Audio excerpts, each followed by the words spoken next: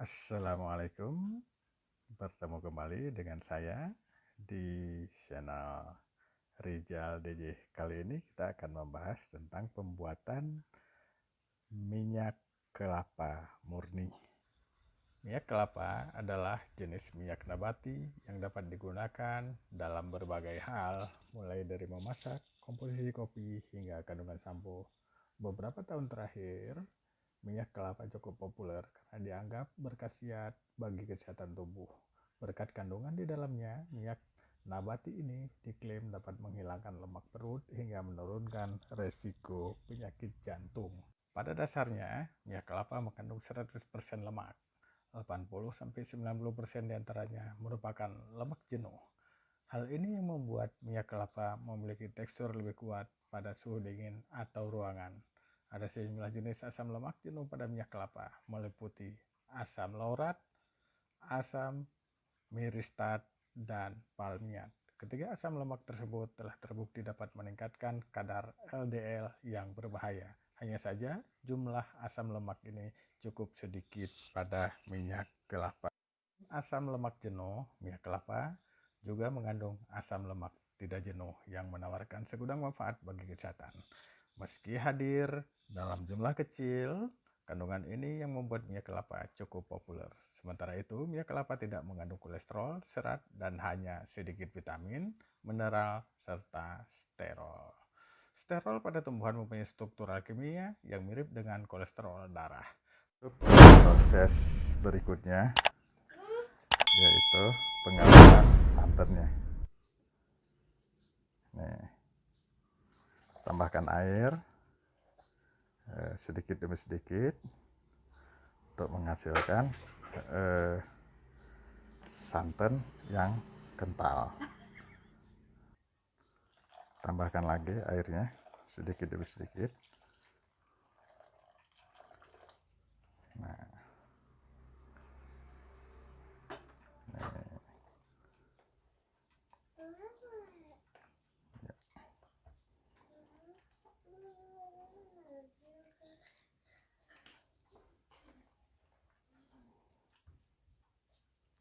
nanti kita akan pisahkan ampasnya dengan santannya sebelum kita melakukan proses pemasakan.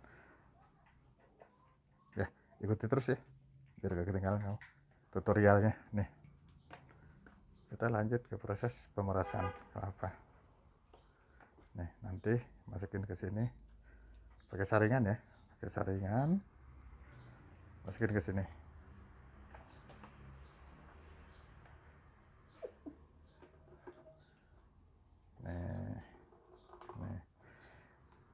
Biar kata banyak air juga nggak apa-apa banyak air nanti, karena ini akan kita endapkan beberapa menit, nanti dia akan terpisah, santan dengan airnya akan terpisah. Nah, setelah itu lihatlah prosesnya. Ini beda dengan yang lain. Orang lain mungkin harus masuk kulkas selama 15 jam, nggak usah, kita pakai cara praktis aja ya. Setelah selesai di peras, kemudian masukkan wadah ini dan biarkan beberapa saat sampai nanti dia terpisah. Ini terpisah bagian air dengan bagian santannya. Nah, setelah terpisah bagian air dengan bagian santannya, baru nanti memasuki ke proses berikutnya, proses pematangan atau pemasakan. Nah, setelah diendapkan beberapa lama, didiamkan kira-kira lebih kurang 2-3 jam, maka hasilnya akan seperti ini. Nih, terpisah dia antara santan murni yang nantinya bakal jadi PCO, dan ini adalah air atau limbahnya yang nanti akan kita buang. Dan tahapan berikutnya adalah kamu harus menyiapkan satu selang. Selang ini yang akan berguna untuk membuang air endapan yang ada di bawah santan. Caranya begini: pertama, kamu tutup bagian ujung ini supaya nanti si santannya tidak masuk ke dalam wadah ini. Maka ujungnya celupkan ke bagian bawah yang ada airnya. Nah, setelah itu kamu biarkan di situ, pegang, kemudian sedot. Nih, Anda lihat, yang di bawah ini yang turun itu bukan santan, walaupun putih tapi itu bukan santan, itu adalah air endapan dari santannya sendiri. Nih, saya buang saja ke bawah.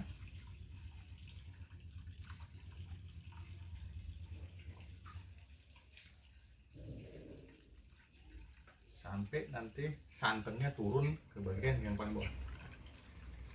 Nih, mulai turun.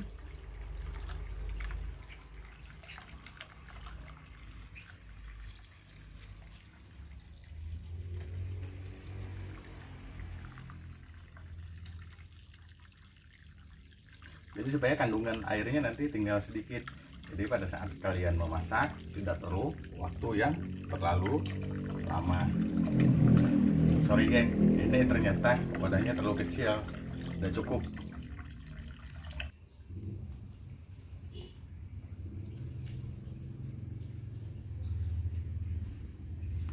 Ini ternyata wadahnya terlalu kecil. Nah, kita pindahin lagi.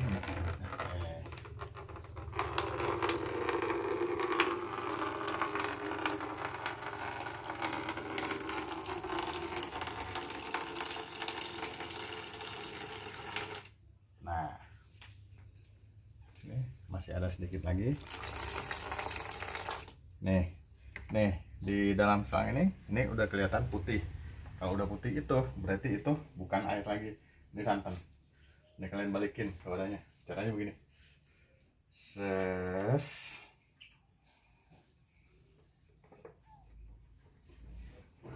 Nih.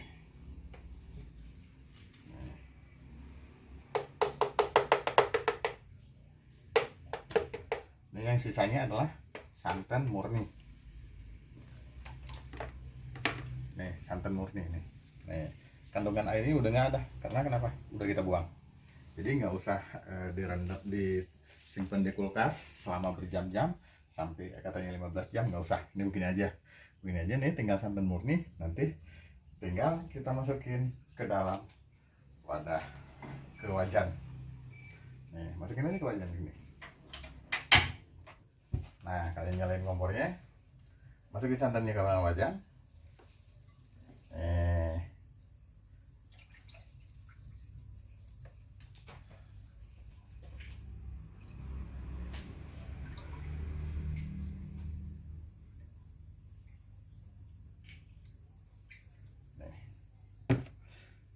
Tinggal diaduk-aduk dan ditunggu sampai matang. Aduk-aduk aja, tinggal diaduk-aduk, ditunggu beberapa saat sampai nanti dia menggumpal dan menjadi VCO atau virgin coconut oil. Udah. Setelah ditunggu beberapa menit, akhirnya terlihat seperti ini. Dia sudah mulai menggumpal. Nih.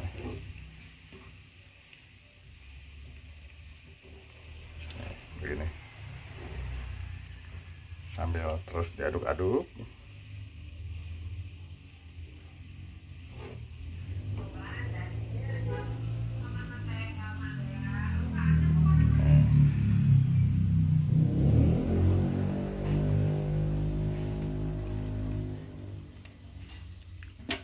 Kalau sudah mulai terlalu banyak buih, maka kecilkan apinya.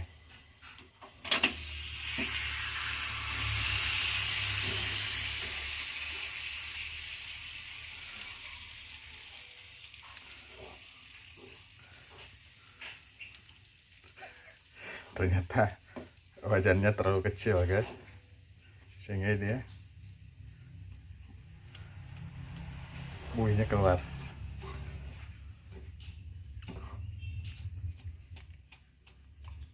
Nah, untuk itu pakai api kecil aja.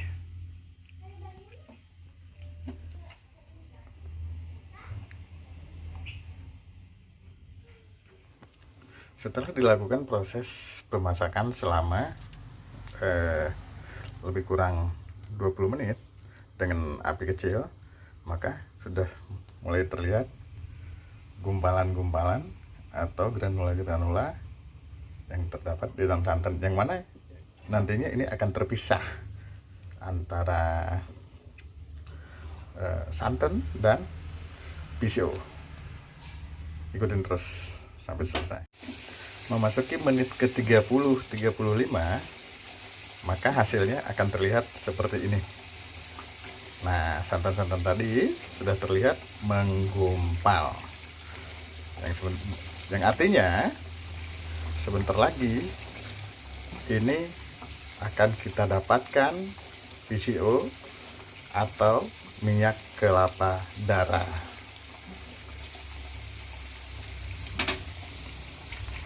Di menit ke 40-45 akan mulai terlihat hasil seperti ini.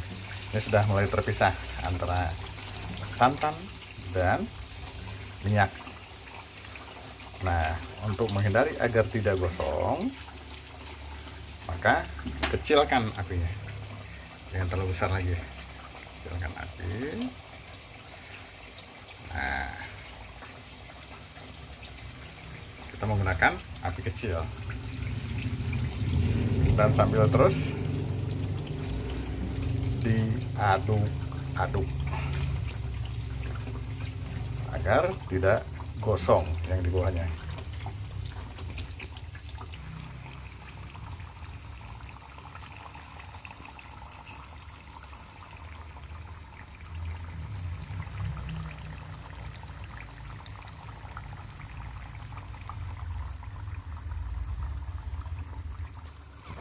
Setelah kurang lebih selama 1 jam kita memasak, maka inilah hasil yang kita dapatkan. Ini sudah terpisah antara gumpalan kelapa atau santan tadi dengan minyak, yang artinya prosesnya sudah selesai. Jadi proses pemasakannya itu membutuh waktu lebih kurang 1 jam untuk mendapatkan PCO murni. Nanti tinggal kita dinginkan. Setelah dinginkan, maka disaring dan dimasukkan ke dalam wadah. Dan tahapan yang berikutnya adalah kita akan melihat seberapa banyak PCO yang kita dapatkan dari 5 butir kelapa ukuran sedang. Nih, saatnya kita akan memisahkan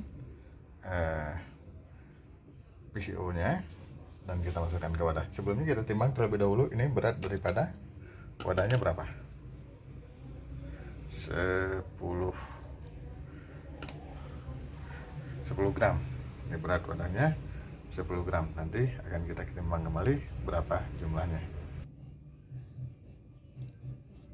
Jangan lupa menggunakan saringan agar minyak yang dihasilkan nanti bersih, bebas daripada ampas dari PCO nya itu sendiri.